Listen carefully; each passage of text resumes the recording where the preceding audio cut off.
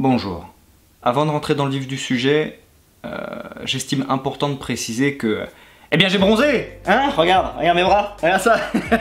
Regarde la nuque, hein, tu la vois la différence? Je sais pas, avec l'éclairage ça rend peut-être pas très bien, mais j'ai bronzé. Non, parce que sur Instagram, non, parce que ça m'a fait mal. Ça m'a fait très mal, t'es blanc comme un cul, on voit pas la différence entre ton cul et le reste.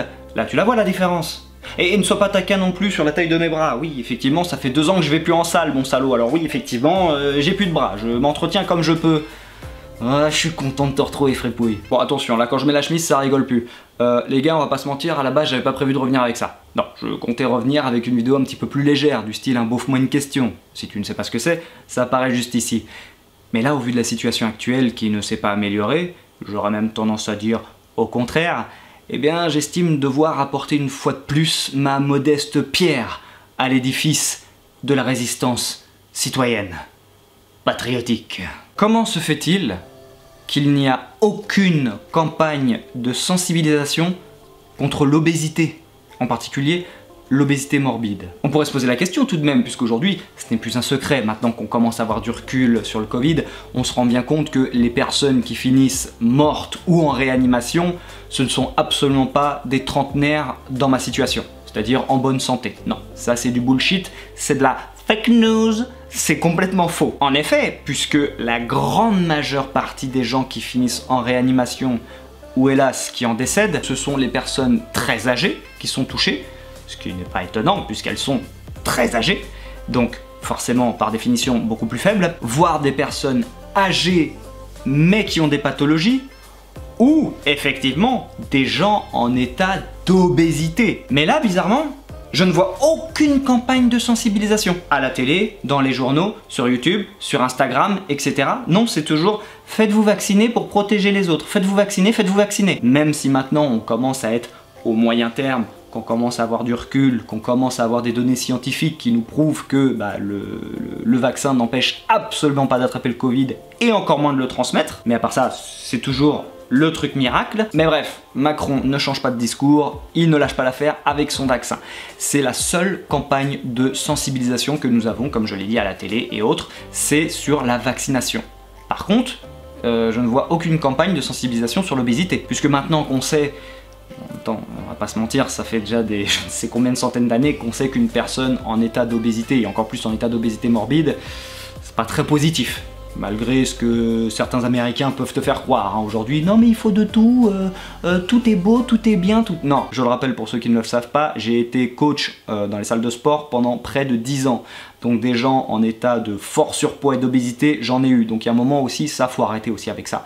Avec le côté gros c'est beau, je sais pas quoi, maintenant on voit même des mannequins XXL. Non mais c'est quoi l'image en fait que tu veux donner aux jeunes petites filles et aux jeunes petits garçons? C'est quoi que, par exemple, qui commencent à être en surpoids à 12 ans, c'est de leur dire bah c'est pas grave parce que regarde, tu trouveras quand même du travail et puis c'est bon pour ta santé, parce qu'aux États-Unis ils te font limite croire que quand tu les écoutes, quand ils ont des talk shows, etc., quand t'as des gens obèses qui viennent, ils te disent soi-disant qu'ils peuvent faire tout ce qu'ils veulent, ils peuvent faire tout comme les gens qui ne sont pas en état d'obésité. Il y a un moment, il faut arrêter de se foutre de la gueule du monde, c'est complètement faux. Et ça, je rigole pas avec ce genre de choses, parce que moi qui ai encadré et accompagné pas mal de gens en état d'obésité, c'est pas marrant. Donc ça, il y a un moment aussi, il faut arrêter de dire des conneries, parce que ça, j'estime qu'on ne rigole pas avec ça.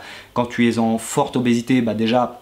Forcément, réfléchis 2 secondes, quand tu pèses 150 kg pour 1m80, tu te doutes bien que tes articulations, elles vont prendre cher. Hein, quand t'es une baleine bleue, excuse-moi, quand au niveau du poids, du gabarit, t'es plus proche de la baleine bleue qu'un être humain, il y a un moment, faut arrêter de dire des conneries. Donc déjà, sur le plan articulaire, c'est très mauvais. Puis, est-ce qu'on parle vraiment du côté, je ne sais pas moi, diabétique? On peut également parler du cholestérol, et forcément en découle des pathologies cardiovasculaires. Donc il y a un moment, faut arrêter. Tu n'as pas la même espérance de vie et la même qualité de vie quand tu es en état d'obésité. Donc ça, c'était la petite parenthèse que je tenais à faire, parce que ça me fait absolument pas rire, et il y a un moment, faut arrêter de propager et de dire des conneries. Mais calmons-nous, redescendons, là je me suis un petit peu emporté. Mais on vient de le voir maintenant avec le Covid, qui normalement a dû mettre en lumière, d'autant plus pour ceux qui ne le savaient pas encore, être en état d'obésité c'était dangereux, très dangereux. Et maintenant on le voit bien avec le Covid, tu vois, ce qui va être une simple grippette pour toi, et ben pour eux ça peut carrément les tuer. Mais non, là il n'y a pas de campagne de sensibilisation, et il n'y a pas de campagne de sensibilisation, c'est ça. Il n'y a pas, je sais pas, des messages préventifs sur le fait de attention à votre alimentation, attention de ne pas être obèse, parce que si vous êtes obèse, bah si vous chopez le Covid, aïe, parce que la vérité elle est là. C'est pas quelqu'un, encore une fois comme moi, qui suis en bonne santé, sur qui ça va faire mal. Non, je l'ai eu le Covid, ça ne m'a rien fait. Ma copine l'a eu, ça lui a rien fait. Non, parce qu'à côté de ça, par contre, t'as des obèses qui viennent t'expliquer aujourd'hui que c'est de ta faute. Si tu n'es pas vacciné, toi qui n'es pas vacciné, c'est de ta faute s'il y a encore le Covid.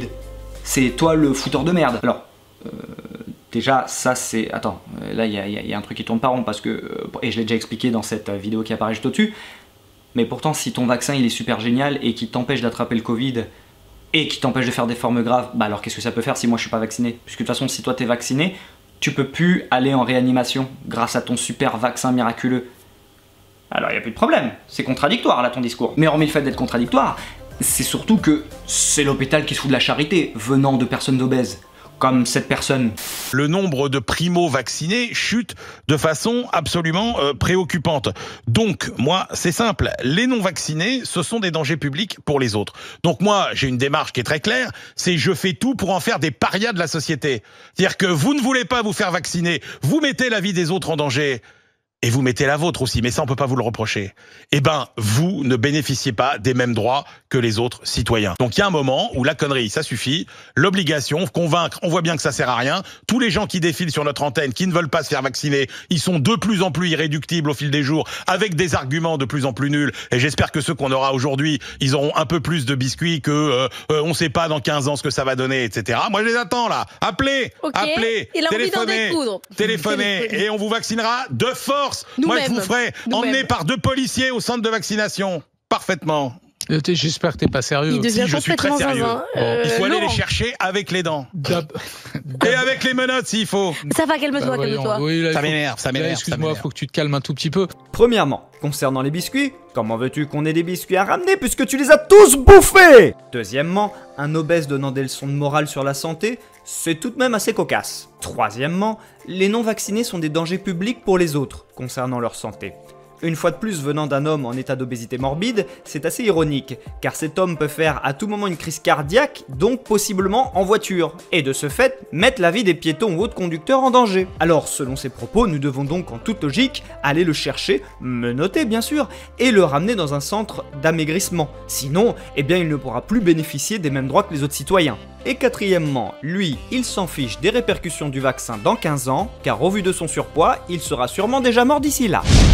Vu qu'aujourd'hui tu as des gens qui veulent carrément, comme Martin Blachier, amender, oui carrément, amender les non-vaccinés, non mais, et par contre les obèses, non. Sachant que c'est eux qui en souffrent du Covid, pas nous, pas les gens en bonne santé. Non, les gens qui finissent en réanimation, comme je l'ai dit, c'est soit les personnes très âgées ou âgées avec des pathologies, ou les obèses, comme cet homme-là. Donc c'est eux en fait qui posent problème, pas nous. Mais non, parce que là je trouve que ce mec, c'est clairement l'hôpital qui se fout de la charité. Non mais clairement, on est clairement dedans. Parce que, est-ce que tu sais, tiens, est-ce que tu sais combien coûte en France par an l'obésité auprès de la sécurité sociale? Est-ce que tu sais combien ça coûte? Eh bien quand je tape sur Google, je tape tout simplement coût de l'obésité en France. Dans les premiers résultats qui tombent, là on a par exemple de www.emconsult, sans même cliquer sur le site, hein, juste en lisant les descriptions, on a quoi là? Conclusion, le coût total annuel de l'obésité peut être estimé entre 2,1 et 6,2 milliards d'euros. Trésor.économie.gouv.fr, tiens, très intéressant, parce que là ce sont des données en plus officielles qui viennent du gouvernement. Là, du coup, en légende, on peut lire quoi? Le coût social de la surcharge pondérale avoisinait 20 milliards, entre parenthèses 1% du PIB en 2012.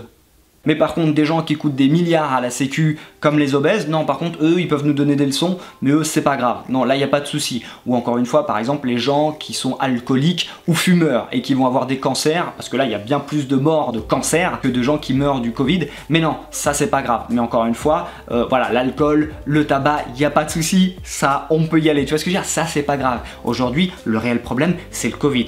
Et en particulier, les gens qui sont pas vaccinés. Eh bien, écoute, mon chaton, c'est tout pour moi.